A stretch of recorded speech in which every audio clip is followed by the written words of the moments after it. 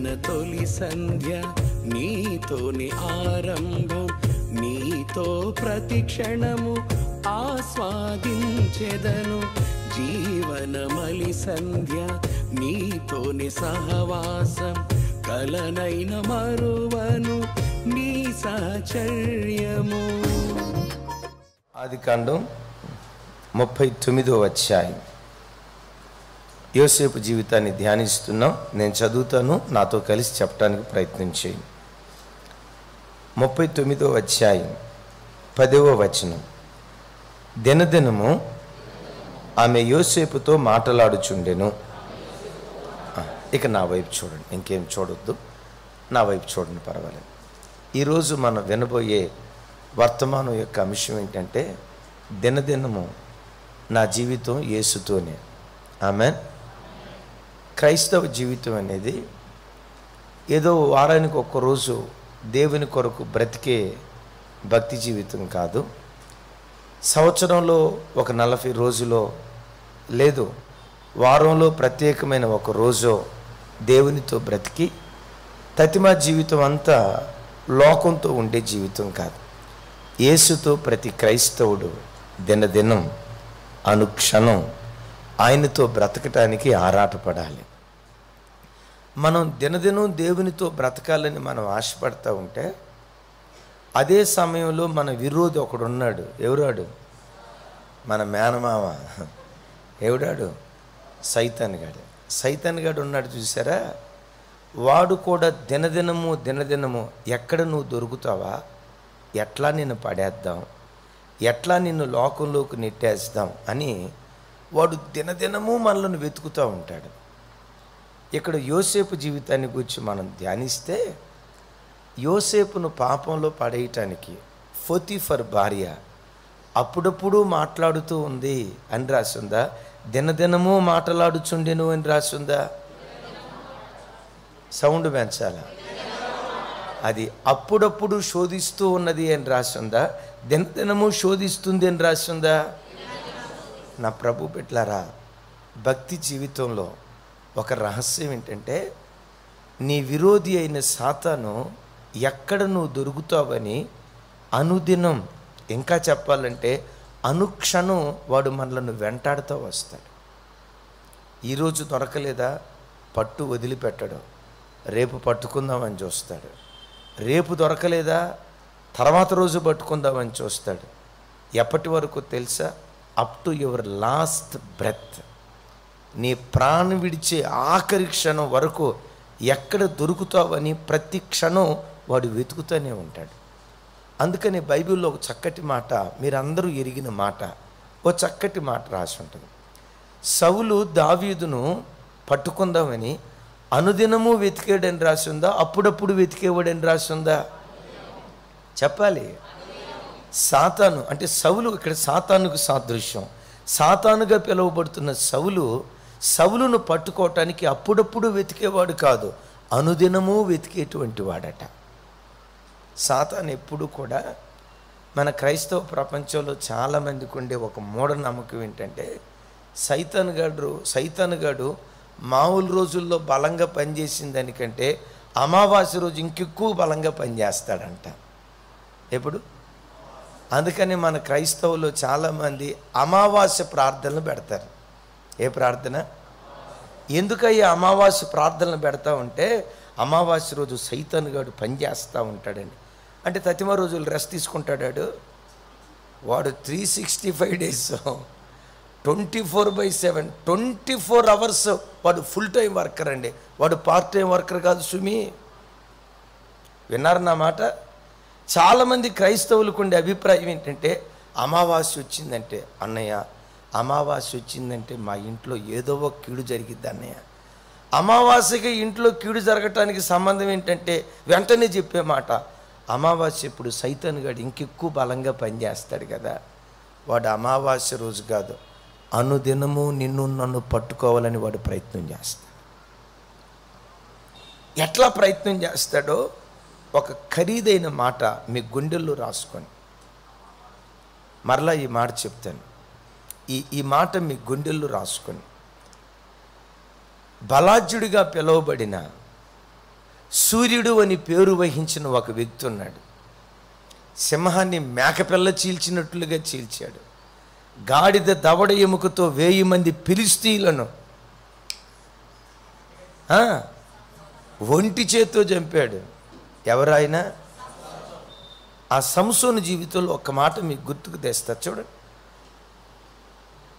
న్యాయాధిపతుల గ్రంథం అందరూ చూడండి, విచిత్రమైన మాట. 16 న్యాయాధిపతుల గ్రంథం 16 నేను చదువుతాను. ఆమె అప్పుడప్పుడు మాటల చేత అతన్ని బాధించి, అది అందుకనే నేను అట్లా చదివింది. ఏం చేసేదట?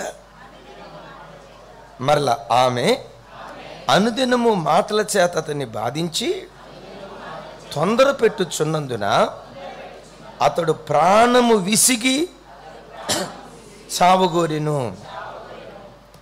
ఎప్పుడెప్పుడు అతని ప్రాణాన్ని విసిగించిందట? ఎప్పుడెప్పుడు దెలీలా సంసోన్ను శోధించిందట? వ్రాయబడిన మాట ఏంటంటే అనుదినము. యవన తమ్ముళ్ళారా, నువ్వు కాలేజీలో దొరుకుతావేమో వెతుకుతాడు సైతాన్. కాలేజీలో దొరకపోతే ఇంట్లో దొరుకుతావేమో వెతుకుతాడు. ఇంట్లో చుట్టూతో అమ్మా నాన్నలు ఉండటాన్ని బట్టి నువ్వు భక్తిగా బ్రతికొండొచ్చు. అమ్మా నాన్నలు బయటికి వెళ్ళిన తర్వాత వీడు ఒంటరిగా దొరికాడు, వీడిని శోధించాల.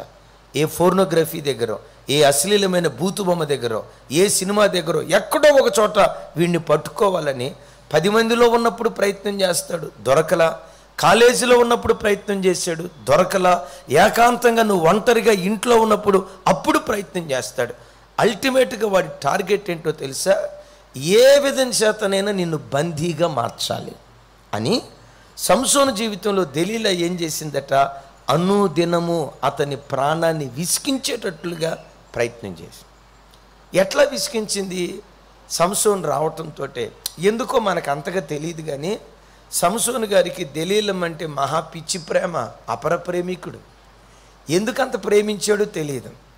ఇప్పుడు ప్రేమికురాలి దగ్గరకు వచ్చినప్పుడు సహజంగా ఏ ప్రేమికురాలైనా ప్రేమికుడు రావటంతో బూస్ట్ తాగుతావా, హార్లిక్స్ తాగుతావా, ఏం తింటావా అని రుచికరమైన ఆహార పదార్థాలు వండి పెట్టింది. కానీ ఈ ప్రేమికురాలు ఏం చేసిందో తెలుసా? సంసోనా చెప్పాలి, సంసోనా నీ బలం ఎక్కడా? సంసోనా నీ బలం ఎక్కడా? నా ప్రభు బిడ్డలారా, శత్రువైన సాతాను ఎప్పుడు నీ బలమేంటో తెలుసుకోవాలని ప్రయత్నం చేస్తాడు.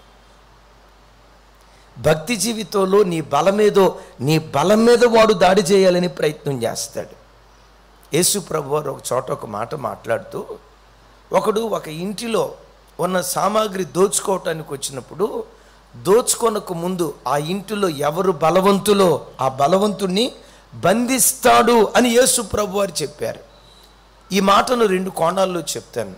ఒక ఇల్లు ఉంది, సైతాన్ ఆ ఇంట్లో దాడి చేసేటప్పుడు ఆ ఇంట్లో మొట్టమొదటి ఎవరి మీద దాడి చేస్తాడో తెలుసా? ఆ ఇంట్లో ఎవరు మంచి ప్రార్థనా పరురాలిగా ఉంటారో ప్రార్థనా పరురాలైన ఆ తల్లి మీదే సైతాన్ దాడి చేస్తాడు. ఎందుకో చెప్పమంటారా? కుటుంబం కొరకు రేయింబవళ్ళు కన్నీళ్లు గార్చి ఆ తల్లే అనారోగ్యంతో మంచం మీద పడిపోతే ఇక ఆ ఇంటి కొరకు ప్రార్థన చేసేది ఎవరు?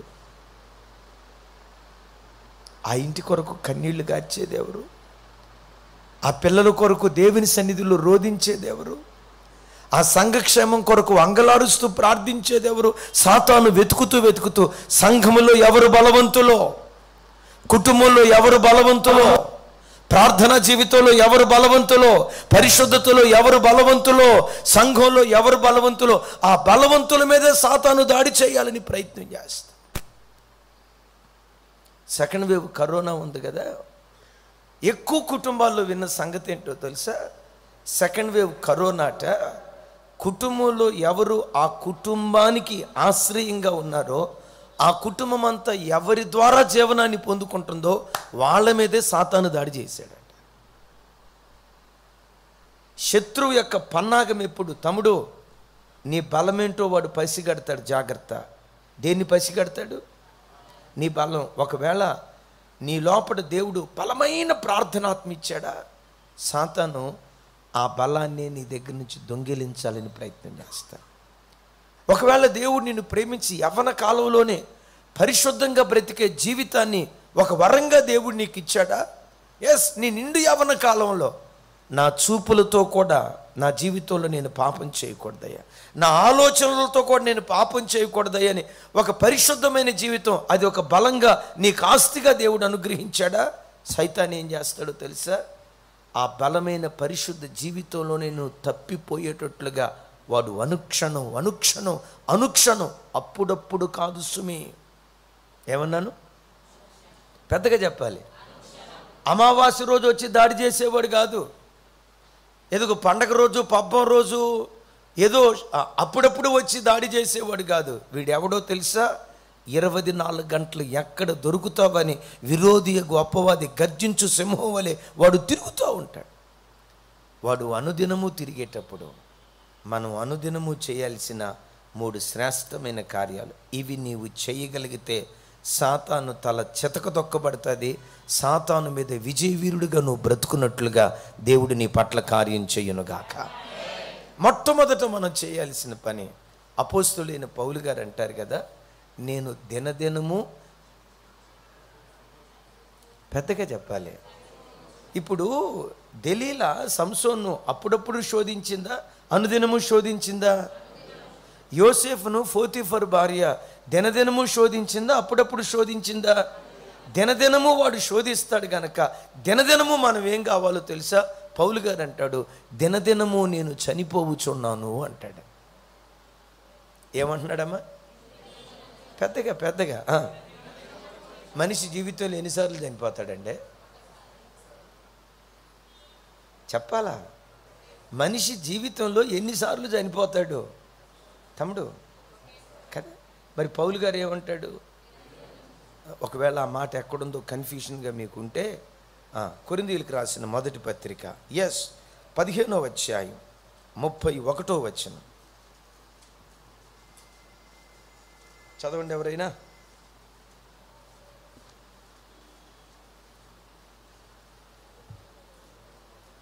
కొరింథీయులకు రాసిన మొదటి పత్రిక 15:31.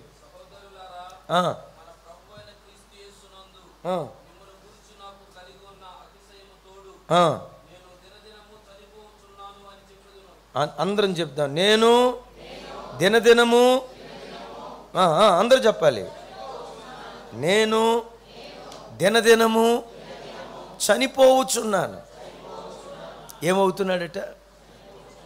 నేనంట సహజంగా మనిషికి శరీర సంబంధమైన మరణం వచ్చేది జీవితం అంతట్లో ఒకేసారి. కానీ ఒకడు ప్రభు కొరకు బ్రతకాలంటే దినదినము చచ్చేవాడై ఉండాలి. ఎట్లా చూడండి, నిన్నటి దినాన నీ మనసులో ఒక తప్పుడు ఆలోచన వచ్చింది అనుకో.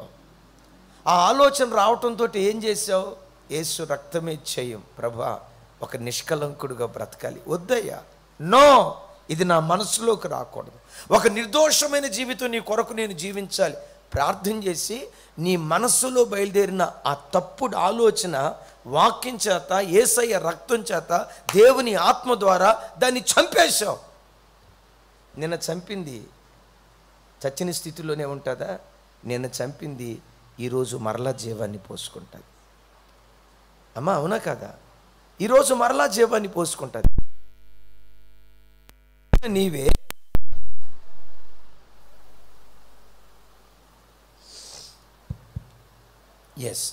నిన్న చంపిన నీవే, చంపావు నిజమే, నో డౌట్, చంపావు నిజమే. కానీ నువ్వు చంపింది చచ్చిన స్థితిలోనే ఉండదు, అది రేపు మరలా జీవాన్ని పోసుకుంటుంది. నిన్న చంపావు, ఈరోజు జీవాన్ని పోసుకుంది. నిన్న చంపాను కనుక ఇక నాకు ఏ దిగులు లేదు అని అనుకోవటానికి వీల్లేదు. నిన్న చంపినట్లుగానే ఈరోజు కూడా, ఈరోజే కాదు, నువ్వు ప్రభువుని చేరుకొని ఆ రోజు వరకు దినదినము వాటిని చంపుకుంటూ వెళ్తే క్రీస్తు కొరకు బ్రతికే కృప దేవుడు అనుగ్రహిస్తాడు.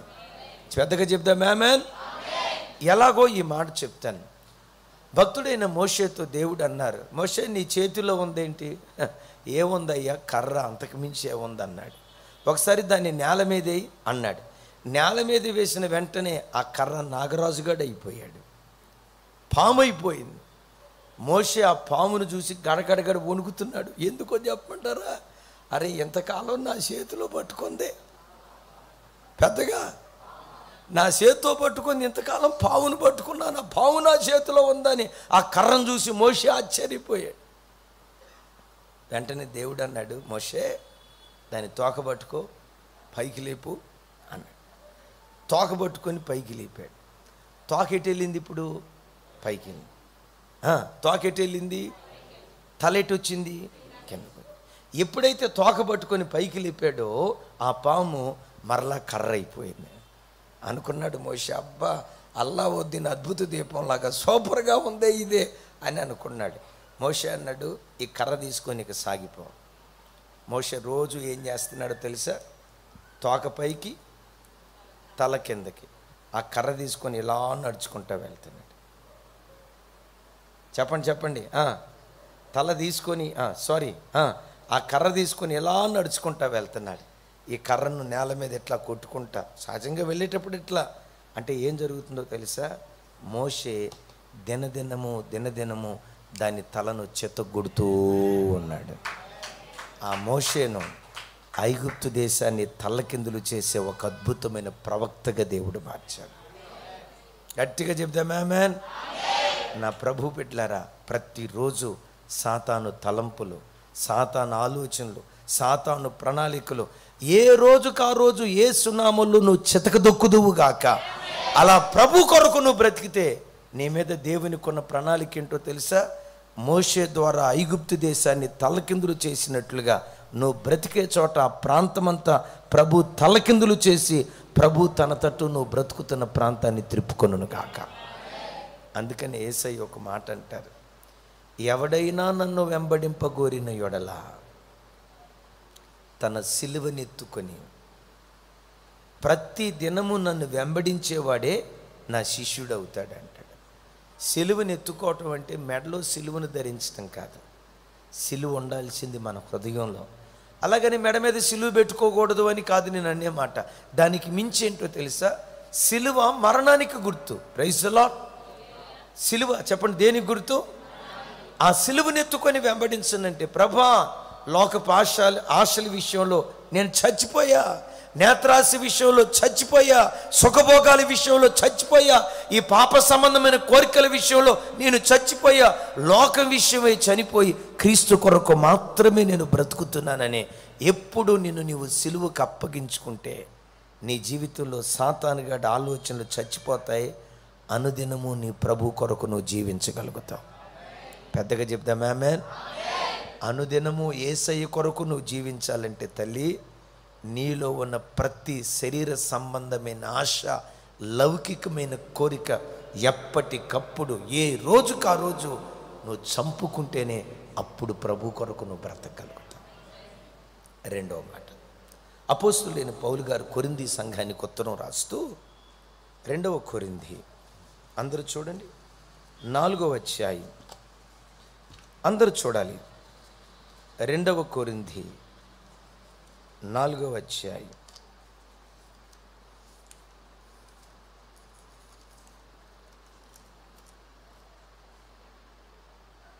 16వ వచనం నాతో కలిసి చెప్పండి. కావున మేము అధైర్యపడము, మా బాహ్య పురుషుడు కృషించుచున్నను, ఆంతర్య పురుషుడు అప్పుడప్పుడు నూతనపరచబడుచున్నాడు. నేను తప్పుగా చదువుతున్నందుకు ఏమనుకోవద్దు. ఆ మాట పదం మీకు అర్థం కావటానికి నేను చెప్తున్నాను. అంతరంగ పురుషుడు దినదినము నూతనపరచబడుచున్నాడు. నా ప్రభు బిడ్డలారా, అనుదినం ప్రభు కొరకు నువ్వు బ్రతకాలంటే నీ అంతరంగ పురుషుడు అనుదినము నూతనపరచబడును గాక. ఇప్పుడు అంతరంగ పురుషుడు అని అంటంతో మరొక పురుషుడు ఉన్నాడని అర్థం. ఏ పురుషుడు? అరే చెప్పండి అమ్మా. అంటే బాహ్య పురుషుడు కూడా ఉన్నాడు అని అర్థం. బాహ్య పురుషుడు ఎవరు? శరీరం. అంతరంగ పురుషుడు ఎవరు? మన ఆత్మ. అయితే దేవుడు ఇక్కడ ఏమంటాడో తెలుసా? నీ అంతరంగ పురుషుడు అనుదినము నూతనపరచబడాలి. ఎప్పుడెప్పుడు? అనుదినము నూతనపరచబడాలి. ఇప్పుడు ఒక మాట, ఈ బాహ్య పురుషుడు నూతన పరచబడాలంటే, అంటే ఎప్పుడు ఫ్రెష్గా ఉండాలంటే ఏం చేయాలి చెప్పండి? ఇప్పుడు బాహ్య పురుషుడు ఫ్రెష్గా ఉండాలనుకోండి, ఏం చేయాలి? శుభ్రంగా స్నానం చేసి, మానవ భాషలో చెప్పాలంటే ఫెయిర్ అండ్ లవ్లీ రాసి, వికోటరిమెరిక్ రాసి, లేకపోతే ఇంకో కాస్మెటిక్స్ రాసి, అది తప్ప, అది కాదు నేను చెప్పే మాట. ఈ బాహ్య పురుషుడు ఎప్పటికప్పుడు ఫ్రెష్గా ఉండాలంటే ఈ భూలోకంలో దొరికే వాటి చేత బాహ్య పురుషుడు అట్లా ఉంటాడు. నా మధ్య చెప్పే కదా, ఒక ఇంటికి వెళ్ళా, ఆ ఇంటి లోపట మురిగిపోయిన కోడిగుడ్లు వాసన వస్తుంది. నేను తట్టుకోలేకపోతున్నాను. మామూలుగా కోడిగుడ్డు పగలగొట్టి ఆ సొన నేల మీద పడిపోతేనే అది ఒక రకంగా ఉంటుంది. ఈ కోడిగుడ్డు మురిగిపోయిన కోడిగుడ్లు నేను తట్టుకోలేకపోతున్నాను. ఏమన్నా ఇల్లంతా మురిగిపోయిన కోడిగుడ్లు వస్తుందంటే ఇదంతా అక్క మహిమ అన్నాడు. అక్క మహిమ ఏంటి అన్నాను. ఆ మధ్య వసుంధర పేపర్లో చదివిందట, తలకు మురిగిపోయిన కోడిగుడ్లు రాసుకుంటే తల వెంట్రుకలు నిగనిగలాడతాయి, మున్సిపాలిటీ సీపర్ అంత పొడుగు అంత లావు అయిపోద్దని వసుంధరాలో చదివిందంట. చదివినప్పటిని బట్టి రోజు మురిగిపోయిన కోడిగుడ్లు. అన్నా నేను తట్టుకోలేకపోతున్నానంటే అంటాడు, అన్న మీరు ఎప్పుడో సంవత్సరానికి ఒకసారి వచ్చినప్పుడు మీరు తట్టుకోలేకపోతే, రోజు కాదు, మన భాషలో చెప్పండి అది. నేను దినదినము మరి నేను ఎంత బాధ భరించాలో కదా అన్నాడు. సరే, విషయం చూడండి. బాహ్య పురుషుడు నూతన పరచబడాలంటే ఇవి ఉండాలి. అంతరంగ పురుషుడు ఎప్పుడు నీ బ్రతుకులో నూతన పరచబడాలంటే అనుదినము అనుదినము అనుదినము నీ అంతరంగ పురుషుని నూతన పరిచి బలపరిచే దేవుని వాక్యాన్ని నువ్వు ఆశ్రయించాలి. అందుకనే నిర్గమాకాండంలో చక్కటి మాట రాసి ఉంటుంది. చూడండి ఆ మాట 16:5 త్వరగా చూడండి. నిర్గమాకాండం 16:5 త్వరగా.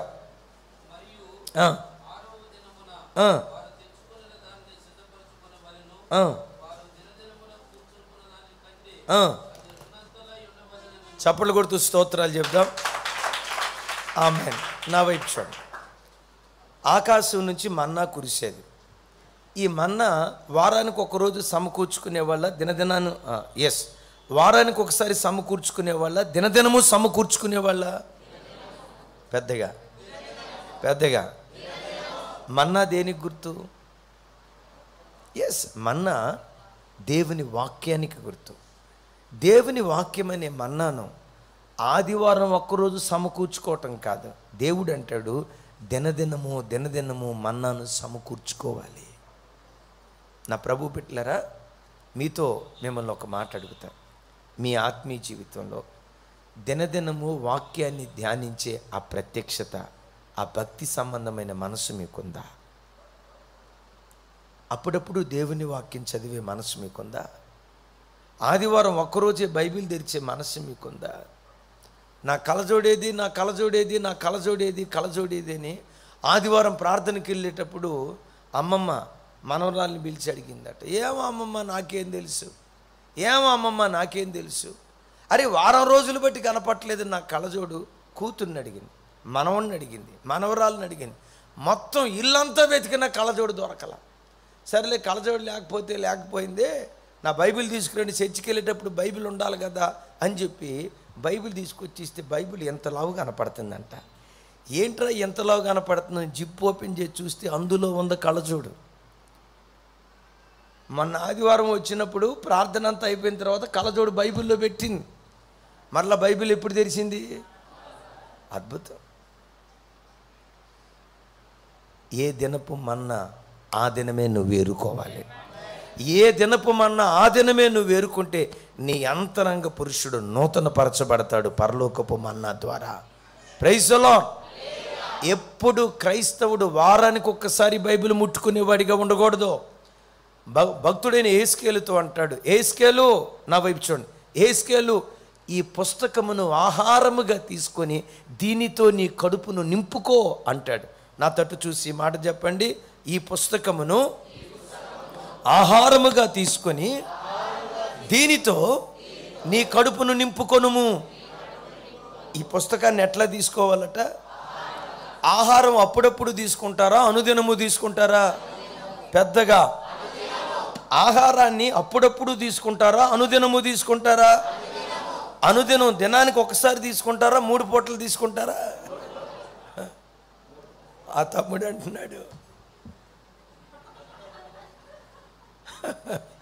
6 పూట్ల బ్యాచ్ కూడా ఉంటుంది. డాక్టర్ గారు 3 పూటలు కన్ఫర్మ్, తేడా వస్తే చెల్లిని ఏమన్నారు కదా. Right, thank you. ఇప్పుడు గమనించండి, 3 పూట్ల కన్ఫర్మ్. వాక్యాన్ని ఆహారంలాగా తీసుకోవాలి. అంటే ఆహారం ఎందుకన్నారో తెలుసా? ఆహారము క్రమం తప్పకుండా ఎలా తీసుకుంటామో వాక్యాన్ని కూడా క్రమం తప్పకుండా ప్రతి క్రైస్తవుడు చదవాలి.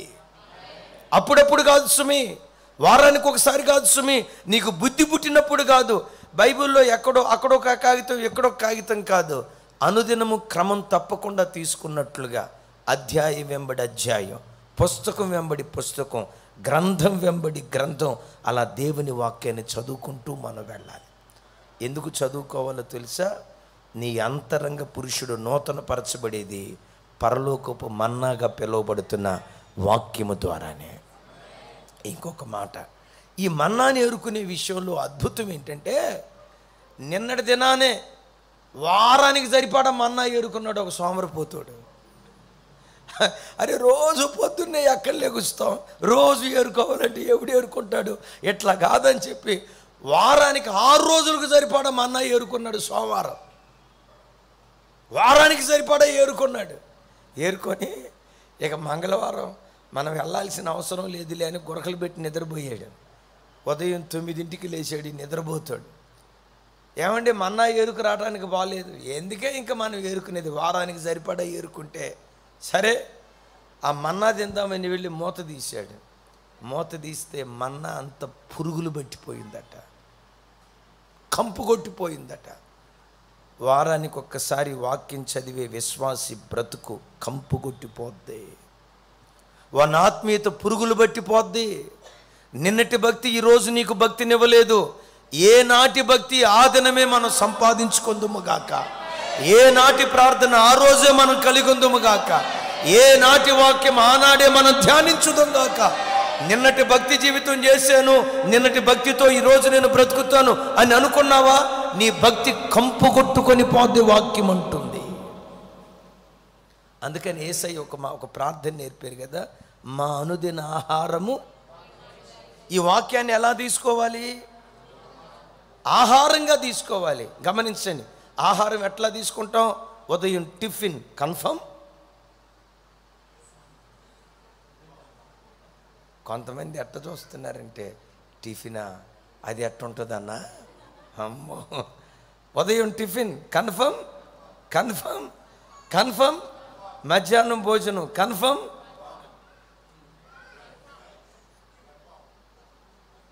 ఏదైనా తేడా వస్తే ఒక ఆయన అంటాడు, అన్నయ్య పొద్దున్నే టిఫిన్ చేయకపోతే కళ్ళు తిరిగిపోతుంది అన్నయ్య. శరీరం ఎట్లా బలహీనం అయిపోద్దో, అంతరంగ పురుషుడు నూతన పరచబడాలంటే దినదినం దేవుని వాక్యం, దినదినం దేవుని పాద సన్నిధి, దినదినం దేవుని సన్నిధిలో ప్రార్థన. అప్పుడప్పుడు కాదు, అనుదినము, ప్రతిదినం యేసుతోనే మన జీవితం ఉండునుగాక. ప్రతిదినం యేసుతోనే మన జీవితం ఉండునుగాక. అది అమావాస్య అయినా పౌర్ణమైన, మేలైనా కీడైనా, ఆరోగ్యమైన అనారోగ్యమైన, ఆశీర్వాదమైన నష్టమైన, ప్రతి దినం అనుదినము యేసుతో మన జీవితం ఉండునుగాక. ఆఖరి మాట ఒక్క 5 నిమిషాల్లో చెప్పి ముగిస్తాను. ప్రభు బిడ్డలారా, అనుదినము బైబిల్లో ఒక వ్యక్తిని గూర్చి చక్కటి మాట రాసి ఉంటుంది. చూడండి ఆ మాట. ఎస్, పేతురు 2వ పత్రిక,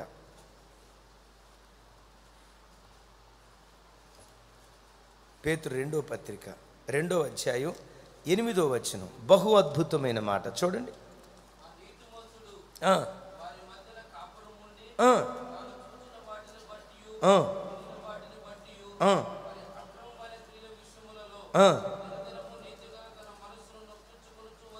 దినదినము నీతిగల తన మనస్సును నొప్పించుకొనుచు వచ్చెను. నా వైపు చూడండి, ఎవరిని గురించి ఈ మాట రాసింది? లోతును గురించి. లోతు అబ్రహాముని విడిచిపెట్టి ఎక్కడ కాపురం ఉన్నాడు? సొదొమలో కాపురం ఉన్నాడు. సొదొమ పట్టణం ఎలాంటిది, ఎంత భయంకరమైనది అంటే, సొదొమ ప్రాంతానికి దేవదూతలు వస్తే మిమ్మల్ని ఒక మాట అడుగుతా, దేవదూతలు స్త్రీ రూపంలో ఉంటారా, పురుష రూపంలో ఉంటారా? అయ్యో, దేవదూతల రూపం పురుషుల రూపమా, స్త్రీ రూపమా? దేవదూతలను గూర్చి వాక్యం వాడేటప్పుడు ఆమె అని రాసి ఉందా, అతడు అని రాసి ఉందా? ఏమ్మా చెప్పరా తల్లి? అతడు అని రాసి ఉంటుంది. ఎస్, దేవదూతలు పురుషుల రూపం. ఎస్, పురుషులు. ఇప్పుడు పురుషులుగా పిలువబడుతున్న ఇద్దరు దేవదూతలు ఎవరింటికి వచ్చారు? లోతు ఇంటికి వచ్చారు. సొదొమ గొమొర్ర ఎంత చెడిపోయిన పట్టణం అంటే, ఆ దేవదూతలతో పాపం చేయటానికి సొదొమలో ఉన్న చిన్న పిల్లలు మొదలుకొని, పెద్దగా చెప్పాలి, పెద్దవారి వరకు కాదు, వృద్ధుల వరకు, చిన్నవారు మొదలుకొని వృద్ధుల వరకు పురుషులతో పాపం చేయటానికి పురుషులు వచ్చారు. నా ప్రభు బిడ్డలారా, ఒకప్పుడు సొదొమ గొమొర్రాలో ఏది జరిగిందో ప్రస్తుతం ప్రపంచ దేశాల్లో అదే జరుగుతుంది. ఆ మధ్య తమిళనాడు రాష్ట్రంలో, అక్కడి దాకా ఎందుకండి, మన ఆంధ్ర ప్రాంతంలో ఇద్దరు పురుషులు టీచర్లు పెళ్లి చేసుకున్నారంట. అబ్బాయి వాళ్ళు ఏం చదువులేని వాళ్ళు కాదు, టీచర్లు. స్త్రీలు స్త్రీలతో, పురుషులు పురుషులతో అంటాడు రోమపత్రికలో, అవాంఛనీయమైన హేయమైన కార్యక్రమాలు జరిగిస్తూ ఉన్నారు. ఎంత బాధాకరమైన సంగతో చూడండి. చిన్నపిల్లలు సహా వాళ్ళతో పాపం చేయటానికి వచ్చారు. సరే, యవనస్తులు వచ్చారు అంటే విచిత్రం చూడండి. చిన్నపిల్లలు మొదలుకొని వృద్ధుల వరకు. నేను అక్కడ కొడుకు వచ్చి ఉంటాడు, తండ్రి వచ్చి ఉంటాడు, మనవడు వచ్చి ఉంటాడు, వాళ్ళకు వావి వరసలు లేవు. ఆ మధ్య ఒక ఆయన అడిగారు, బ్రాందీ షాపులో, వైన్ షాపుల్లో చీకటి ఉంటుందా, వెలుగు ఉంటుందా? ఎందుకు? సినిమా హాల్లో చీకటి ఉంటుందా, వెలుగు ఉంటుందా? పెద్దగా చెప్పాలా? సినిమా హాల్లో చీకటి ఉంటుందా, వెలుగు ఉంటుందా? బ్రాందీ షాపులో వెలుగు ఉంటుందా, చీకటి ఉంటుందా? మీకెట్టా తెలుసు?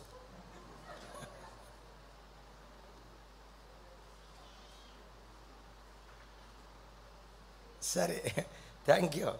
చూస్తూ ఉంటాం కదా, ఒకప్పుడు మంద కూడా అదే బ్యాచ్ కదా. ఆ చీకట్లో నుంచి ఆశ్చర్యకరమైన వెలుగులోనికి దేవుడు తీసుకొచ్చాడు. యేసయ్యకి మహిమ కలుగును గాక. మిమ్మల్ని అడుగుతా, ఎందుకు చీకటి ఉంటుంది అక్కడ? ఒకళ్ళు కనపడితే వచ్చిన నష్టం ఏంటి? ఎందుకో చెప్పమంటారా? ఆ బ్రాందీ షాపుకి మామ వచ్చి ఉంటాడు, అల్లుడు వచ్చి ఉంటాడు, కొడుకు వచ్చి ఉంటాడు, తండ్రి వచ్చి ఉంటాడు. ఆ సినిమా హాల్కి భార్య వచ్చి ఉంటుంది, భర్త వచ్చి ఉంటుంది, కూతురు వచ్చి ఉంటుంది, తల్లి వచ్చి ఉంటుంది. ఎవరితో వచ్చిందో దేవునికే తెలుసు. ఇప్పుడు మొఖాలు కనపడకూడదు కదా. మీరు ఎక్కడైనా చూడండి, ఈ అపవిత్రమైన కార్యాలు జరిగే ప్రతి స్థలం చీకటితోనూ నిండుకుంటుంది. మందిరాలు చూడండి, దేదీప్యమానమైన వెలుగుతో నిండుకుంటాయి. కారణం ఏంటో తెలుసా? ఇది మహిమ కలిగిన స్థలం. చప్పులు కొడితే యేసయ్యకు స్తోత్రాలు చెప్తారు. ఈ మాట బాగా పట్టుకోండి. ఎంత హేయమైన కార్యక్రమాలు తన కళ్ళ ఎదుట జరుగుతున్నాయి. లోతును గురించి ఏమని రాసిందో తెలుసా? తను విన్న వాటిని బట్టి, తను చూసిన వాటిని బట్టి నీతి కలిగిన తన మనస్సును దినదినము నొప్పించుకుంటూ వచ్చాను. దారిని వెళ్తా ఉన్నాం. చూడు, ఒక సోప్ అడ్వర్టైజ్మెంట్ కోసం సోపు ఫోటో పెడతారా? ఒక అందమైన అమ్మాయిని అక్కడ పెట్టి ఆ అమ్మాయి కూడా నిండు బట్టలతో ఉన్నట్లు పక్కన సోప్ పెడతారా? నేకెడ్గా హాఫ్ బట్టలు వేసుకొని కనపడుతుందా? అది చూడటంతో ఆ ఫోటో వైపు చూసి అట్లా నీ మనస్సు నీతి కలిగిందైతే, దేవా లోకం ఏంటి ప్రభా ఎట్లా పాడైపోయింది. ఒక ఆడబిడ్డ శరీరాన్ని వ్యాపార వస్తువుగా వాడుకుంటున్నారా? వాళ్ళ మనోనేత్రాలు వెలిగించాయా? ఇలా దేహాన్ని 10 మందికి చూపించి వ్యాపారం చేసే ఆ తల్లులను మార్చయ్యా. నీ మనస్సు నీతి కలిగిందైతే నీవు చూసిన వాటిని బట్టి మనసులో నొచ్చుకుంటావు. ఎప్పుడైనా పొరపాటున నువ్వు ఫోన్ చూస్తా ఉన్నావు, యూట్యూబ్లో వాక్యం విందామని చూస్తా ఉన్నావు, ఏదో ఒక రాకూడని అశ్లీలమైన బొమ్మ క్లిక్ క్లిక్ క్లిక్ అని వస్తుంది. ఒకసారి చూస్తే బాగుండు అని అనిపించదు. నీ మనసు నీతి కలిగిందైతే, నీ మనసు నీతి కలిగిందైతే, ప్రభా ఈ ఆడబిడ్డలు శరీరాన్ని నమ్ముకొని ఎందుకయ్యా ఈ వృత్తిలో దిగుతున్నారు, వాళ్ళను మార్చయ్యా. ఈ నీతి లేని కార్యక్రమాలు వాళ్ళు చేయకుండా వాళ్ళ మనస్సును చెరపట్టయ్యా. నీ మనస్సాక్షి నీతి కలిగిన మనస్సాక్షి అయితే నీవు విన్న వాటిని బట్టి, నీవు చూసిన వాటిని బట్టి మనస్సులో నొచ్చుకుంటూ వాళ్ళ కొరకు ప్రార్థన చేస్తాం. Praise the lord. అయితే ఒక మాట ఇక్కడ లోతు, నేనంట చూసిన వాటిని బట్టి విన్న వాటిని బట్టి మనస్సాక్షి నొచ్చుకుంటా అక్కడ బ్రతికే కంటే ఆ స్థలాన్ని విడిచిపెట్టి వెళ్ళిపోవచ్చుగా. యోసేపు అక్కడ జరుగుతున్న వాటిని చూసి మనసులో నొచ్చుకుంటా అక్కడే ఉన్నాడా, ఒకానొక సందర్భంలో ఆ స్థలాన్ని విడిచిపెట్టి పారిపోయాడా? చెప్దాం ఆమేన్. నా ప్రభు బిడ్డలారా, ఏ పురుషుడైనా నీ శోధనకు కారణమైతే, నాకు సెల్ఫ్ కంట్రోల్ ఎక్కువ, ఆడు ఎట్లా తేడా శాస్త్రాలు చేసినా నేను మాత్రం ఎట్లాంటి ఓవర్ కాన్ఫిడెన్స్ మాటలు మాట్లాడదు. వీడు నీ శోధనకు కారణం అయ్యాడు అంటే ఫిట్ ఫ్రమ్ దే, ఆ స్థలాన్ని విడిచిపెట్టి వెళ్ళిపో. నీ ఆఫీసులో కానీ ఉద్యోగ స్థలంలో కానీ ఏ స్త్రీ అయినా నేను టెంప్ట్ చేస్తూ ఉంటే నాకు నిగ్రహ శక్తి ఉందని నిరూపించుకోవాలి. బడాయి మాటలు. ఆ స్థలాన్ని విడిచిపెట్టి పారిపో. భక్తిగా నువ్వు బ్రతకటానికి ఏది యోగ్యమైన స్థలమో, నీకు భక్తి జీవితాన్ని ఏ ప్రాంతం ఏ స్థలం ప్రసాదిస్తుందో ఆ స్థలంలో బ్రతకటానికి ఇష్టపడు. వాడు అనుదినము శోధిస్తాడు. అనుదినము నా జీవితం క్రీస్తుతోనే, అనుక్షణము క్రీస్తుతోనే నా జీవితం అని ప్రతి దినం నేనంట, ప్రతి దినం కాదు, ప్రతి క్షణం ప్రతి నిమిషం యేసుతోనే మనం బ్రతుకుదాం గాక. భూమి మీద అలా బ్రతికితే కళ్ళు మూసిన తర్వాత యుగాయుగాలు ఎవరితో బ్రతుకుతాం? యేసయ్యతో బ్రతికే మహా గొప్ప కృప దేవుడు అనుగ్రహించును గాక. ఈ పాపం నాకొద్దు అని యోసేపు పారిపోతే, పారిపోయిన దానికి పర్యవసానంగా చెరసాల వచ్చింది. చెరసాల కొంతకాలమే. చెరసాలలో నుంచి దేవుడు విడిపించి తల్లి సింహాసనం మీద యోసేపును కూర్చోబెట్టాడు. అట్టి గొప్ప కృప మనందరికీ దేవుడు అనుగ్రహించును గాక. ఆఖరిగా మిమ్మల్ని అడుగుతాను, యేసయ్యతో మన జీవితం అప్పుడప్పుడా దినదినమా? సైతానుగాడు అమావాస్య రోజు శోధిస్తాడా? అప్పుడప్పుడు శోధిస్తాడా? అనుదినం శోధిస్తాడా? వాడు అనుదినం శోధిస్తాడు. కాబట్టి మనం అనుదినము సిలువ వేయబడదామా? అప్పుడప్పుడు సిలువ వేయబడదామా? సైతానుగాడు తలని ఏం చేయాలా? అలా నువ్వు బ్రతుకు. బలవంతుని చేతిలో బాణంలాగా నిన్ను నీ పిల్లలను నా దేవుడు ఆశీర్వదించును గాక.